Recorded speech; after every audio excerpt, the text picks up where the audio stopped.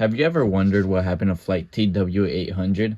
On July 17th, in 1996, a plane went down suddenly after only 12 minutes in the air. The plane had taken off from New York's Kennedy International Airport heading towards Paris, France, when it suddenly went down. Many questioned whether it had been an attack or if it was simply a malfunction. Earlier to this event, the United States had been in conflict with the Soviet Union, but it wasn't direct. They would pick sides on any nation, such as Korea, Vietnam, but it also affected the Middle East, that created nothing but problems and hatred towards the United States. These problems questioned Western oil, the U.S. national identity, and whether the U.S. was really fit to become a big power. During this time, the election of 1996 had been ongoing, with Bill Clinton and Bob Dole going head-to-head, where Bill Clinton ended up winning. My first theory is that the flight TWA 800 was struck by a missile, causing it to crash into the Atlantic Ocean.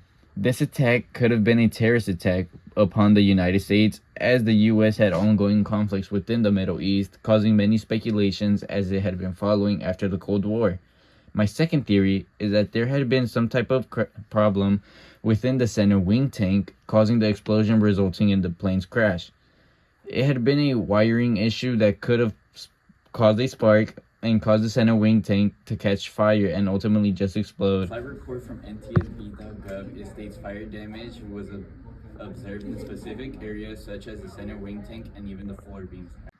My third and final theory would be, what if the United States shot down its own plane as an excuse to attack the Middle East by trying to say that it had been a terrorist attack, or to try and gain people's support for an attack?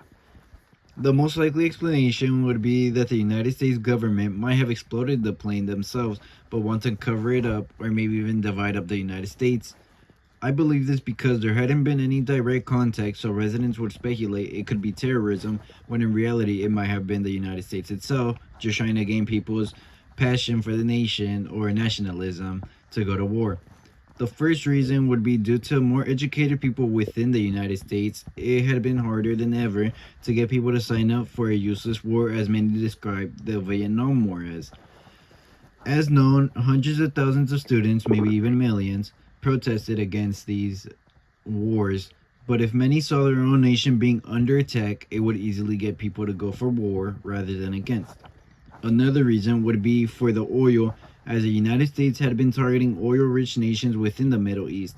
Winning this oil control would enrich the United States, being either a good or bad, but most definitely bad decision, as the United States had been supporting Israel. The U.S. support for Israel made many conflicts in the Middle East, as many hated the creation of Israel, such as Lebanon and other nations. Supreme Court document over this crash states this evidence includes potential missile fragments and related explosive residue, yet that evidence has remained unanalyzed and undisclosed by investigative agencies for over 2 decades.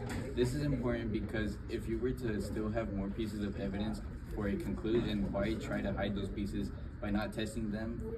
Which just seems very weird in a very common sense way.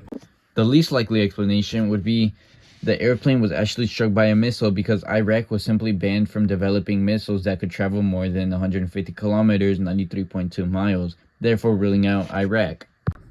The main reason would be because on April 3rd, 1991, the Security Council adopted Resolution 687, mandating that Iraq eliminate all of the ballistic missiles capable of traveling more than 150 kilometers.